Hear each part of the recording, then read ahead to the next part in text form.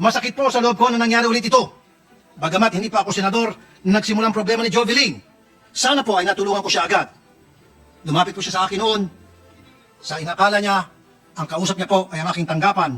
Pero napag-alaman ko na lumapit po pala siya sa isang kamiyembro ng aking pamilya at pinapunta po siya sa action center na yon. Unfortunately, hindi po siya nakapunta dahil po siguro sa kakulangan sa pera. Nang malaman ko ang kwento ni Jovelyn, pagkatapos po sa plenaryo, hindi na po ako nag-aksaya ng panahon at agad kong sinimulan ang pag-iimbestiga. I also promised the family a house and lot. And let me make this clear, pera ko po yun, wala pong pera mula sa gobyerno. Ang lahat ng ibinigay kong tulong kay Jovelyn, house and lot at pangkabuhayan sa kanyang pamilya. For the second time, pera ko po yun, sarili kong pera, walang pera na nanggaling po sa gobyerno. Una ko pong tinawagan ang kamag-anak ni Jovelyn sa Jensan. Kinabukasan, sa Scheduled Technical Working Group ng Committee on Migrant Workers, pinagpatuloy ko po ang pag-imbestiga sa kaso ni Jovelyn. Nang araw din yon, lumipad patungong Jensan ang isang crew ng RTIA, Raffy Tulfo in Action, para makausap ang pamilya ni Jovelyn at personal na magpaabot ng tulong para sa mga naiwan ni Jovelyn at para makapag-imbestiga na rin. Dito, tinabaho ng RTIA crew ang pagpapa-autopsy sa labi ni Jovelyn. Meanwhile, back here in Manila, because we have a weekly TWG with DMW and OWA, I was able to get information from them regarding the matter and ask for their help to address the concerns of Jovelyn's family and to investigate who are liable for what happened. And because of the trust of our OFWs have on us, some OFWs who are companions of Jovelyn in Saudi came out and told us what they know about what really happened to Jovelyn. Ngayon, base po sa mga nakalap namin mga impormasyon mula sa OWA, DMW, pamilya ni Jovelyn at mga kasama niyang OFW, ito po ang totoong kwento. Jovelyn Tang Andres is a 33-year-old resident of Sarangani and a member of the Blaan Indigenous Peoples Group and a mother of 3. She was recruited as a domestic helper by a certain Emma Fernandez, who directly recruits for Manabi Aleklas Recruitment Agency, the Saudi Arabia Recruitment Agency. Emma courts the papers of Jovelyn to a local recruitment agency, which is Gulf Synergy Employment, who processed her documentation, including her medical exam, sometime in September 2021. This means she submitted her requirements and had a fit-to-work certificate months before she was deployed. On November 27, 2021, she was deployed to Sakaka, Kingdom of Saudi Arabia. At this point, when she got to Saudi, we gathered various versions of what happened to Jovelyn. Version 1. Pagdating ni Jovelyn sa Saudi, nalaman ng employer niya na buntis siya. Kaya pinabalik siya sa Manabi Agency at doon siya ay pilit na pinainom ng pangpalaglag na naging dahilan ng kanyang pagkamatay. Version 2. Ang nakarating sa asawa ni Jovelyn at OWA. Sa side naman ng OWA at ng pamilyang Jovelyn, ang unang kwento na nakarating sa kanila ay hindi kinain ni Jovelyn ang trabaho sa bahay ng amo niya, kaya ito ay nagpa-pull out at nagpabalik sa agency.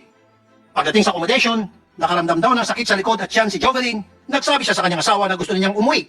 Pero bandang Marso, nalaman na lang nila na namatay na si Jovelyn. Ayon sa OWA, ang report sa kanila ng Manabi ay nagpakamatay daw si Jovelyn. Version number 3. Sa aming mga pag-imbestiga, may mga nakausap kami mga kasabay ni Jovelyn papuntang Saudi at mga OFW na kasama niya sa accommodation ng Manabi.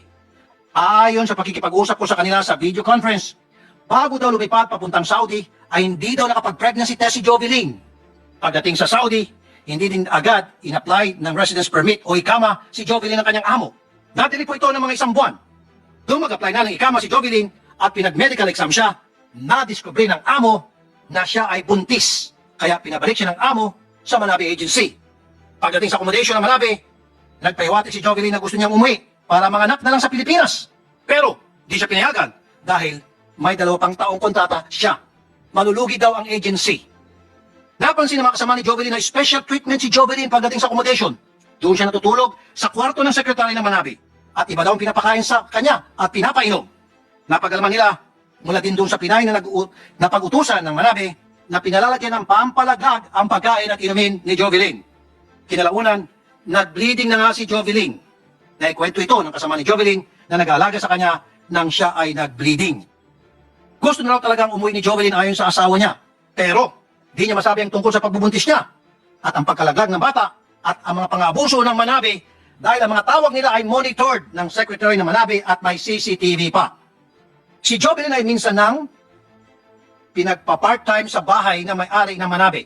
Doon, nagtangka raw siyang magpakamatay Pero nahuli ng nanay ni Basam, may-ari ng agency, at siya'y sinampal sa galit. On March 25, 2022, Jovelyn was found dead inside the bathroom of Manabe's accommodation.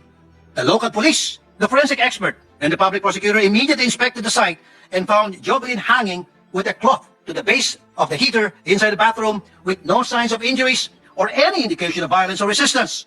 They ruled that the cause of death is suicide. Her remains arrived in the Philippines only on September 17, 2022. What has been done for Jovelyn and her family? We immediately acted on the request of the family for autopsy. By September 23, Friday, the autopsy was conducted. According to the autopsy report, the cause of death was asphyxia by ligature.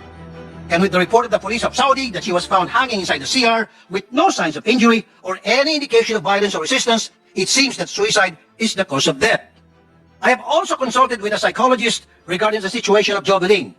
And based on the story I gave her, it is highly probable she committed suicide, according to Dr. Camille Garcia, a renowned psychologist.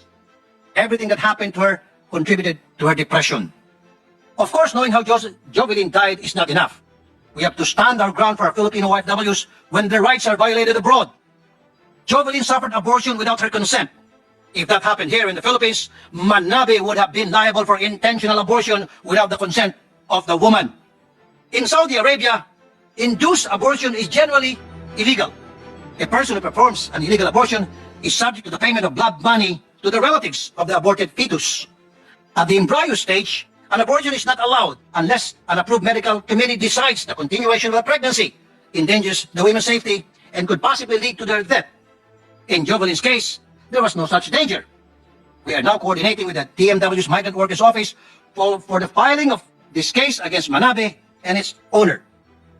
And while the filing of the case may take some time, we also made sure that the family's needs are addressed. Number one, OWA has already provided the death and burial benefits, livelihood assistance, and scholarship from elementary to college for one child. Mayor Sumbo of Malapatan also promised scholarship for the other children of Jovelyn. And of course, to sustain them as a family, I offered Jovelyn's family develop a livelihood as a source of income to replace what Jovelyn would have provided for her family had she been alive. And I also promised the family a house and lot. And let me make this clear, pera ko po yun, wala pong pera mula sa gobyerno. Ang lahat ng ibinigay kong tulong kay Jovelyn, house and lot at pangkabuhayan sa kanyang pamilya. For the second time, pera ko po yun, sarili kong pera, walang pera na nanggaling po sa gobyerno. Issues are concerned or concern discovered. Why do I get out of my way to do all this myself? I know, trabaho naman ng iba ito. But it is only when you personally handle things and you get your hands dirty that you find out what's wrong.